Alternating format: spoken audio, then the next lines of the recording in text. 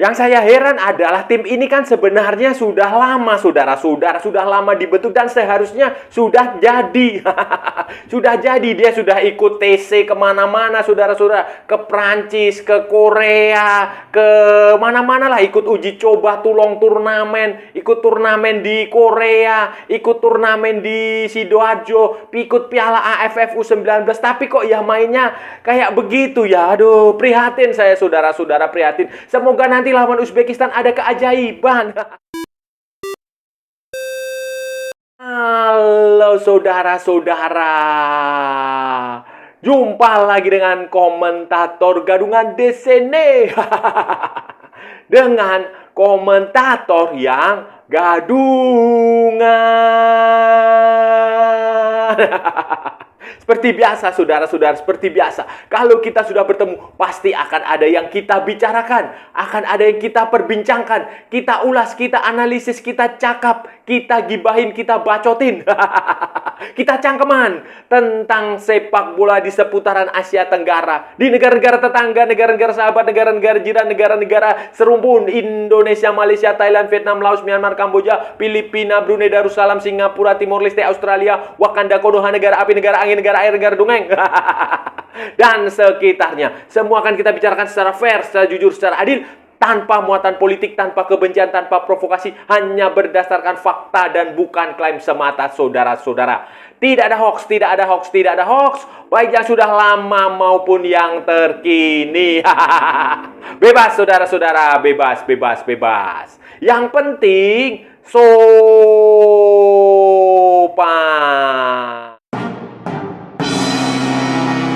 Ini saudara-saudara, jadi begini, setelah kekalahan memalukan dan menyakitkan.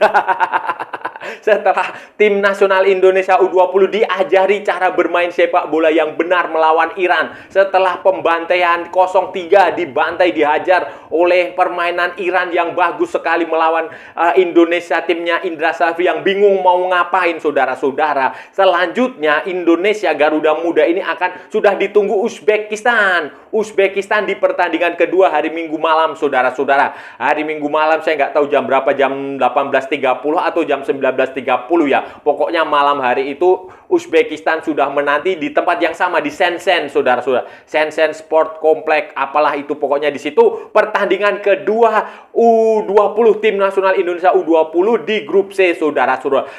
Kewajiban yang harus dijalankan oleh para pemain adalah menang. Tidak ada tawar-menawar, harus menang. Minimal imbang. Minimal imbang. Minimal imbang. Kalau imbang nanti masih kita lihat hasil pertandingan terakhir plus pertandingan Iran melawan Uzbekistan. Tetapi kalau kita menang ya kita akan lebih mudah, saudara-saudara. Tetapi kalau kalah ya sudah selesai, saudara-saudara. Selesai sesumbarnya pelatih kita yang mau membawa mencetak sejarah lolos ke Piala Dunia untuk pertama kalinya setelah tahun 1979 ya sirna, saudara-saudara. Kalau kalah ya kalau kalah. Dan kalau melihat penampilan waktu melawan Iran ya saudara-saudara, ya saya minta sih kepada saudara-saudara semua nggak usah terlalu banyak berharap lah. Nggak usah terlalu banyak berharap, kita hanya berdoa saja semoga ada keajaiban, semoga saja ada mukjizat, semoga saja ada keberuntungan. Kalau kita mengandalkan permainan di lapangan, berat, saudara. Nggak mungkin lah. Sulit, saudara. Yang kita butuhkan ya hanya mukjizat itu saja. Mukjizat dan keberuntungan. Semoga kita beruntung terus.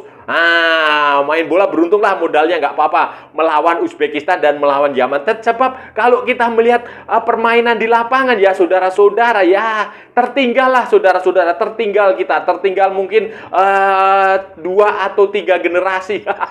2 atau 3 abad kita tertinggal dari kalau melihat permainannya Iran ya kita tertinggal jauh sekali dan ya memang kita pantas kalah dan ya ini cukup mengherankan juga, saudara-saudara, kenapa kita bisa bermain amat sangat jelek sekali. Buat kita heran dan bingung adalah ini kan tim ini sudah lama sebenarnya, saudara-saudara, bukan dibentuk sebulan yang lalu. Kalau baru dibentuk sebulan, kemudian hanya uji coba 2 kali, hanya latihan 2 minggu, 3 minggu, kemudian tampil di Piala Asia dan hasilnya jelek, dibantai oleh Iran, itu mungkin bisa maklum lah karena terburu-buru, mendadak, sumber daya manusianya juga terbatas. Tetapi kan faktanya kan nggak seperti itu, saudara-saudara. Tim ini sudah dibentuk lama. Lama sekali, saudara-saudara, lama dan sudah pemusatan latihannya itu sudah berjilid-jilid. Berjilid-jilid, saudara-saudara, kayak demo yang waktu dulu itu. Demo berjilid-jilid. Ini pelatnasnya, latihannya, TC-nya itu, training camp-nya itu juga berjilid-jilid. Bukan hanya di Jakarta, tapi juga di Bali, di Surabaya, kemudian di mana lagi ya? Di Yogyakarta apa di mana gitu. Kemudian belum lagi yang ke luar negerinya, ke Korea Selatan. Ke Korea Selatan ikut turnamen yang waktu itu ngalahin Argentina dan itu kemudian dibangga-banggakan sebagai prestasi. Walaupun Argentinanya juga itu Argentina U berapa saya nggak tahu, U15 atau U16. Kemudian sempat ikut turnamen junior bergengsi di Prancis. Itu kan tim ini sudah terbentuk lama sekali. Kemudian main di Piala AFF U19 dan juara. Dan materi pemainnya juga itu saja. Nggak ada perubahan seharusnya. Teorinya, saudara-saudara. Secara teori ini tim ini sebenarnya sudah jadi. Sudah jadi, tinggal pematangan taktik, tinggal pematangan strategi menghadapi setiap pertandingan yang dihadapi. Jadi seharusnya sudah jadi. Secara kekompakan juga seharusnya ini sudah jadi. Secara pengenalan pemain satu dengan yang lain hubungannya seharusnya ini juga sudah bukan masalah. Komunikasi juga apalagi ya. Ini orang ini di sini bahasa Indonesia semua, paling ya minimal ada juga yang bahasa Jawa, bahasa Sunda, tapi semuanya pakai bahasa Indonesia. Bahkan cuma Jens Reven ya. Yang nggak bisa bahasa Indonesia. Jadi mau gimana lagi? Saya juga heran ini, makanya saudara-saudara, kenapa tim yang sudah jadi seharusnya tinggal meroket. Nah, meroket saudara-saudara, tinggal meroket, tetapi kok justru penampilannya, permainannya kayak begitu sih ya. Setidaknya yang kita lihat waktu melawan Iran maupun sebelumnya waktu uji coba di Sidoarjo. Waktu uji coba di Sidoarjo, saudara-saudara, kalah dari Suriah, kalah dari Yordania, menang lawan tim U17 India. Saya sih masih bisa maklum, saya masih bisa memberikan pembelaan lah kepada Indra Syafri. Kenapa? Karena namanya juga uji coba, namanya juga pertandingan pemanasan. Bebaslah dia mau melakukan apa, tidak menang juga tidak apa-apa. Yang penting skemanya, taktiknya diuji di situ, komposisi pemain diuji di situ, kemudian cara bermain diuji di situ, line up, formasi diuji di situ. Uji coba, namanya uji coba, saya rasa wajar lah kalau hasilnya tidak terlalu memuaskan karena ada satu dan lain. Tetapi kalau di sebuah turnamen seperti ini ya sudah nggak bisa ditoleransi, saudara-saudara. Sudah tidak bisa saya toleransi, saudara-saudara. Kalah dari Iran, kalah, ya saya nggak tahu nanti di Uzbekistan, lawan Uzbekistan seperti apa. Kalaupun itu kalah ya sudah selesai. Jadi kalau karena kemarin itu mereka bilang, pelatih bilang bahwa ini hanya uji coba ya, nanti kita yang penampilan sebenarnya nanti ada di Piala Asia lah. Kalau sekarang sudah Piala Asia ya janji itu kita tagih. Apalagi PSSI hanya menargetkan tim Indonesia ini lolos setidaknya dari fase grup, tetapi pelatih mengatakan dia ingin lolos ke Piala Dunia. Nah, setelah sebelumnya dia juga sempat membawa timnas U20 itu tampil di 2 kali kalau nggak salah Piala Asia U20, tetapi juga gagal, semuanya gagal juga. Dan ya nggak tahu ya, ini tidak bisa ditoleransi kalau nanti dia gagal di sini. Kenapa? Karena ini tim ini sudah jadi. Secara teori seharusnya hanya ada beberapa pemain baru, 3 kalau nggak salah, 3 pemain debutan yang dipanggil, salah satunya pemain U17 itu si Florasta, Evandra Florasta. Selebihnya yang 2 lagi pemain baru, bukan pemain U17, pemain U20 tapi baru. Selebihnya pemain-pemain lama, semuanya sudah saling mengenal. Jadi secara teori ini kita bicara common sense saja lah, kita bicara akal sehat. Nggak usah orang ahli sepak bola yang lulusan FIFA atau lulusan AFC, nggak usah untuk menganalisis itu. Orang umum aja sudah bisa paham bahwa ini tim ini sudah terbentuk lama, sudah mengikuti pelatnas kemana-mana, sudah ikut turnamen uji coba banyak, uji coba di mana-mana, sudah bertanding di Piala AFF U19. Seharusnya tim ini sudah jadi. Kalau tim yang sudah jadi itu sudah nggak usah lagi mikir fisik, mikir apalah. Yang penting hanya taktik, strategi, adaptasi dengan lingkungan saja. Tetapi yang terjadi ya kita nggak tahu. menyarankan nanti ya, kalau pada akhirnya tim ini nggak lanjut, tim ini kalah lawan Uzbekistan, gagal mencapai target ya, mau tidak mau Coach Indra ini harus diganti, saudara-saudara. Indra Safri harus diganti. Dengan segala hormat, dengan segala respect, Coach Indra Safri ini memang hebat sebagai pelatih di level ASEAN. Hebat sebagai pelatih di level Asia. Tetapi untuk level Asia mungkin kita butuh orang lain. Butuh orang lain. Apa? Butuh orang lain. Mungkin ya, ini kalau di level Asia ya. Kalau di level ASEAN kita nggak usah meragukan, dialah juara AFF U19. 2 kali apa ya? 2 kali atau berapa kali juara SEA Games. Yaitu sebuah prestasi. Tetapi itu kan di level Asia Tenggara, di level junior. Kalau level Asia mungkin butuh orang. Ya bukan mungkin lagi, sudah pasti kita butuh orang yang memang punya pengalaman di level Asia. Itu pertama. Kedua, kalau kita berbicara bahwa U19, U20 ini hanya pembinaan, ya udah, nggak usah digembar-gemborkan secara berlebihan, nggak usah di blow up, nggak usah ada pertandingan uji coba ditayangin langsung di prime time, kemudian diiklankan, mengundang massa untuk datang, mengundang pemberitaan media untuk menulis berulang-ulang, mengglorifikasinya berulang-ulang. Nah, kayak begitu nggak perlu. Kalau memang tujuannya hanya untuk pembinaan, kalau tujuannya hanya untuk pembinaan, ya udah senyap saja, diam-diam, nggak usah banyak bacot, nggak usah banyak omong. Pembinaan nggak usah dimainkan di stadion yang 20.000, 10.000, berapa, 100.000 orang, nggak usah.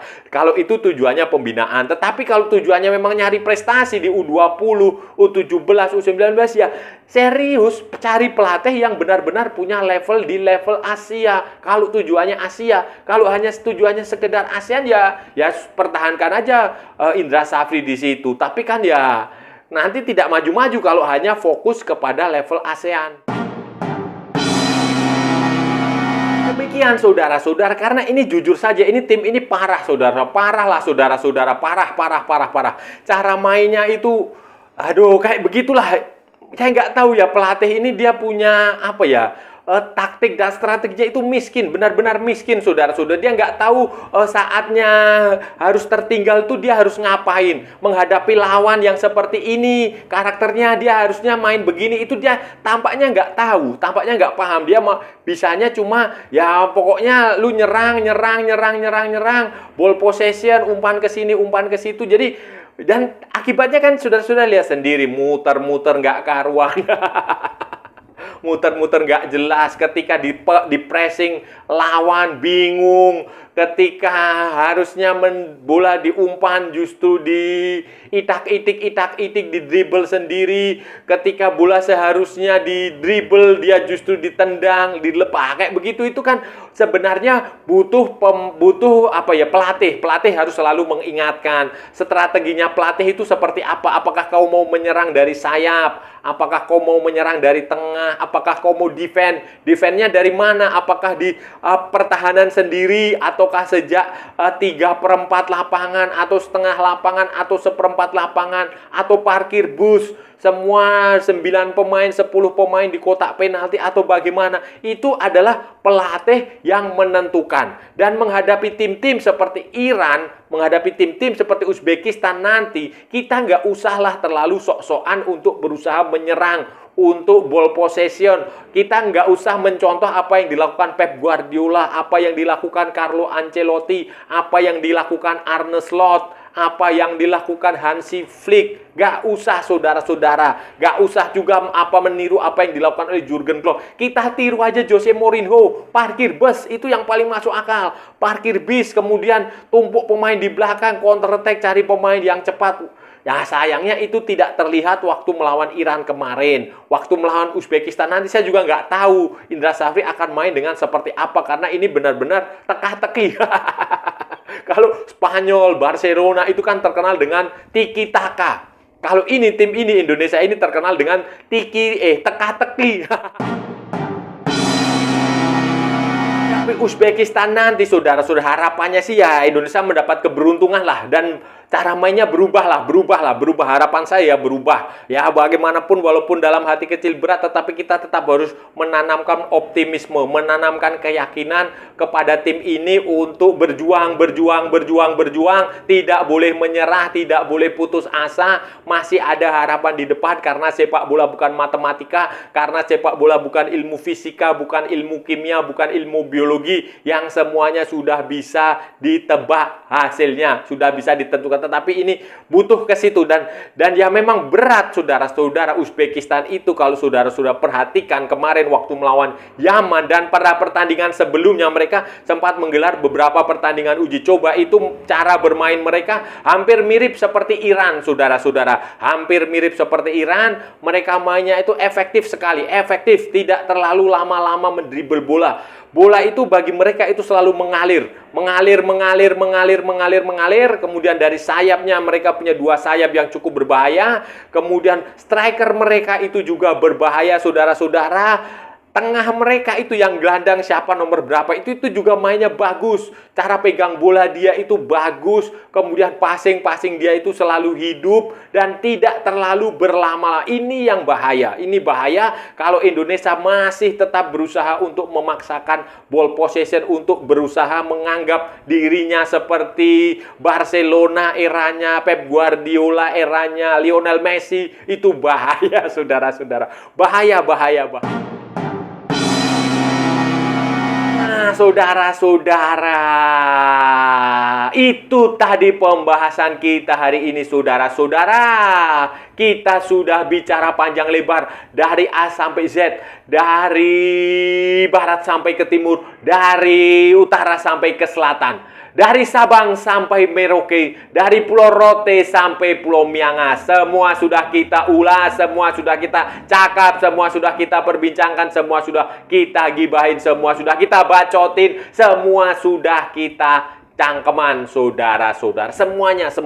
Tadi kita bicara tentang ini, masa depan timnas U19, U20 saudara-saudara. Perjuangan pasukannya Indra Safri di Piala Asia U20 dengan target lolos ke Piala Dunia U20 di Chile. Tetapi pada pertandingan pertama melawan Iran, tim nasional Indonesia U20 ini tampil ala kadarnya. Tidak seperti ke orang bingung. Seperti dia nggak tahu mau ngapain. Akibatnya Iran dengan leluasa mengobrak-abrik pertahanan Indonesia, bikin gol-gol kayak itu. Mungkin seharusnya tidak 3 gol itu, seharusnya itu kalau Iran lebih beruntung itu bisa 4, 5, 6, 7 gol, 8 gol bisa saudara-saudara. Karena terlihat sekali Iran bermain efektif, efisien dan tajam saudara-saudara. Setiap kali ada peluang selalu terselesaikan, sementara Indonesia itu terlihat bingung mau ngapain. Betul saudara-saudara, pemain depannya juga bingung mau ngapain, pemain tengahnya juga bingung, semangatnya tidak ada, kemudian cara mainnya juga itak-itik begitu aja, taktik dan strateginya juga nggak jelas mau main seperti apa. Apakah mau main ball possession, kok lawan yang berat kok main ball possession itu juga aneh. Mau bagaimana, mau counter attack juga eksekusinya juga jelek. Ya pokoknya jelek saudara-saudara, jelek sekali. Dan sekarang ini akan menghadapi Uzbekistan yang mereka sepertandingan pertama itu juga memetik kemenangan 1-0 atas Yaman. Padahal pada pertemuan terakhir Indonesia dan Yaman imbang 1-1. Berarti ini Yaman ini ada kemajuan dan Uzbekistan juga ya pertandingan pertama tetapi mainnya bagus Uzbekistan saudara-saudara. Uzbekistan sama kayak Iran, kalau dia agak beruntung sedikit saja itu mungkin bisa menang, bisa 2-3 gol saudara-saudara. Saya lihat pertandingannya dan ya memang ini lawan yang berat. Nasib Indonesia ditentukan melawan Uzbekistan. Kalau kita kalah selesai saudara-saudara, kalah selesai. Tetapi kalau imbang ya masih ada napas nanti pertandingan terakhir melawan Yaman sambil melihat hasil pertandingan terakhir nanti Uzbekistan lawan Iran. Kalau kita menang ya masih ada peluang lolos, tetapi ya saya kok Dalam hati kecil saya ragu saudara-saudara. Ragu dengan tim ini untuk bisa mencapai hasil yang bagus kalau kita melihat permainannya ya seperti kemarin saudara-saudara. Ya kita nggak usah bahas hasil lah. Hasil itu adalah akibat dari cara bermain. Dan kalau melihat cara bermainnya seperti itu ya ini memang butuh banyak perubahan saudara-saudara. Butuh banyak perbaikan dan dengan waktu yang sangat pendek ini kok saya rasa itu hal yang mustahil saudara-saudara. Walaupun sepak bola bukan ilmu pasti, tidak mengenal kadang-terkadang hanya butuh keajaiban, butuh mukjizat, butuh keberuntungan. Dan saya rasa sudah cukup ya pembahasan kita kali ini. Kalau ada salah-salah ya mohon maaf. Namanya juga gadungan saudara-saudara. Wajar kalau gadungan itu salah. Tetapi kalau benar berarti sebuah kebenaran. Kalau sudah merasa channel ini bermanfaat, berguna, menghibur, menginspirasi, silahkan like, share, and subscribe. Tapi kalau tidak saudara-saudara, abaikan saja, skip. Jangan ditonton, tetapi jangan nyampah saudara-saudara. Maksudnya jangan membuat komentar-komentar yang menghujat, menghina, melecehkan, merendahkan orang maupun negara lain maupun tim nasional lain. Santai aja, ini hanya bola, nggak usah mencari permusuhan. Ikuti juga akun media sosial komentator gadungan, ada di Instagram, ada di Facebook, dan ada di TikTok yang bukan TikTok Shop saudara-saudaraku semua. Oke, sampai bertemu lagi di edisi-edisi berikutnya dengan tema-tema yang jauh lebih tidak bermanfaat, dengan tema-tema yang jauh lebih tidak berguna, dengan tema-tema yang jauh lebih membagongkan. Salam olahraga dan merdeka!